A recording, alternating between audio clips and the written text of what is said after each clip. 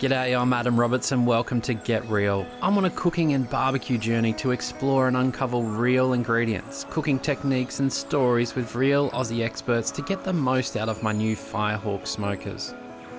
Today I'm here with Aaron from Barbeques Maize and Winery to sample some of Australia's finest wines, how they're made, how they pair with food and what it takes to use them in cooking. So Aaron, we're here on the beautiful mid-north coast. I'm going to cook up a reverse seared eye fillet steak. I'm going to smoke some carrots and also char up some greens on the side. But I'm really looking for your input today. I'm going to make a red wine jus to pull all that together. So I'm going to need a little bit of your expertise in choosing the right wine for that jus.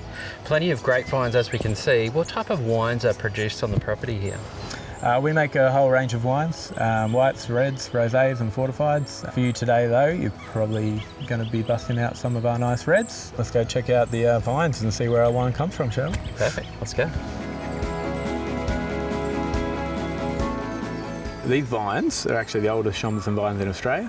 At the moment they're just starting to bud and starting to fruit. It takes about 4 months, so it really starts kind of like from early budding to picking, but depends on the grape, depends on the conditions. How important is the soil and the weather conditions to make sure they look this good?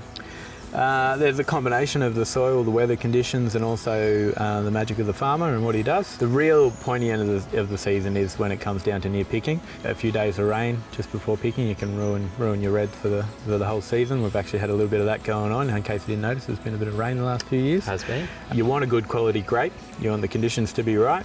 That's the ideal scenario. And then if you've got a quality winemaker to go with it, you can create some beautiful magic.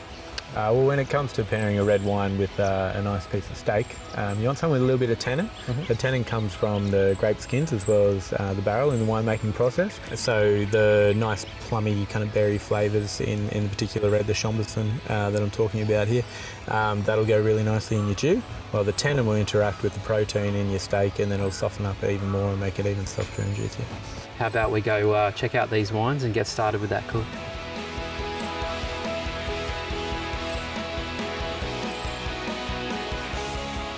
Open it up for you and give you a try. Absolutely. So light to medium body. Pop on in. Now, do I have to smell this first? Definitely, yeah. It's part of the joy of drinking wine is to see what you get from the nose. You'll notice that nice bouquet that I was talking about earlier. It smells quite floral. Deep woodiness in there as well, I think. That's correct, yeah. Cheers, mate. Cheers. Thank you. You can definitely taste that fruit in there, and I think just a little hint of wood, and I think that'll pair perfectly with those wood pellets I'm using on the Firehawk. I've got a little bit of hickory wood in there, so those woody notes I think will just pair beautifully. Oak and smoke. That's the one.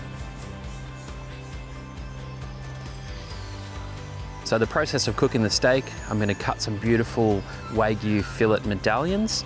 We're going to season up lightly with just some salt and pepper and a little bit of brown sugar for caramelisation. We're going to pop them in the smoker with some carrots as well. I've got baby carrots today. They shouldn't take too long to cook, but they'll taste beautiful and smoky, and I'm going to flambe them off over the Kamado mini grill. Going to add some asparagus spears, and again, just throw them on the grill at the last minute just before plating up. And there we have it, a beautiful reverse seared eye fillet steak with a red wine jus. Learning about the age-old winemaking process on a family-run property who have adapted processes over the last century to perfect their operations was a real eye-opener. Being on a winery, I couldn't resist the urge to select a wine that I could use to make a velvety jus for my little bit fancy reverse seared eye fillet steak cooked up on the Firehawk. For more Get Real stories and recipes, visit firehawkgrills.com.au.